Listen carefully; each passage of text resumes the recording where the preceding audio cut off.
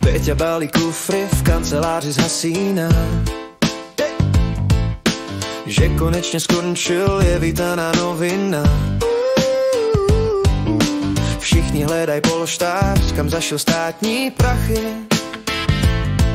Ale Petr se jen usmívá, nemá žádný strachy.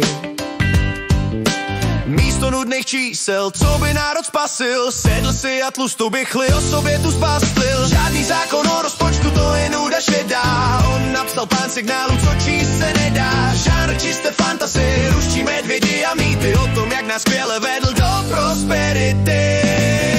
Vítej zpátky, Andreji, máš to zase v ruce. Petr sepisuje bajky v jednom kuse. Čekat je dost práce, uklidit ten chlívek. Tenhle autor fantasy byl pouhý snílek. Důvěru máš na stole, tak ukaž, co umíš. To fiala v jiném světě žil, ty tomu rozumíš. A v koutě na palubě, tam je taky veselo. Pirátská loď děravá, jako by se nesmělo.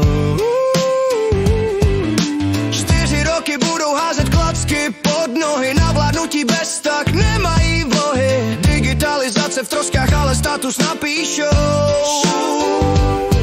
Že za všechno může Babiš s tou svou show.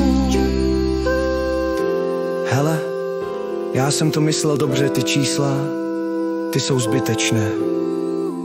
Důležitý je příběh bylo, nebylo. Vedl jsem tuhle zemi skvěle.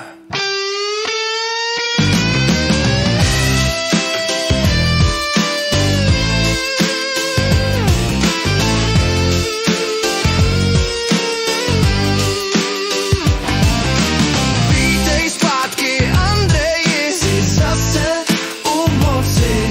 Petr píše pohádky, prý dlouho do noci. Čekat je dost práce, uklidit ten chlívek. Připrav se, prudit bude i milion chvilek. Důvěru máš na stole, maky, ať to frčí. I když Ivan Zdreda má v opozici vrčí. Petr nejlepší premiér, kterého kdy Ukrajina měla. Andrej zas maká, dělá to, co země po něm chtěla. A Piráti, ty zas tisknou QR kódy. Už dávno vyšli z módy.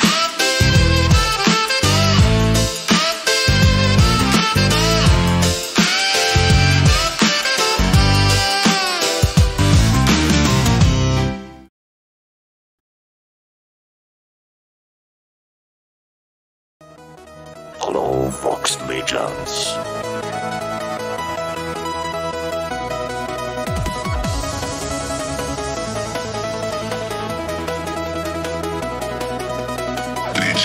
Legends.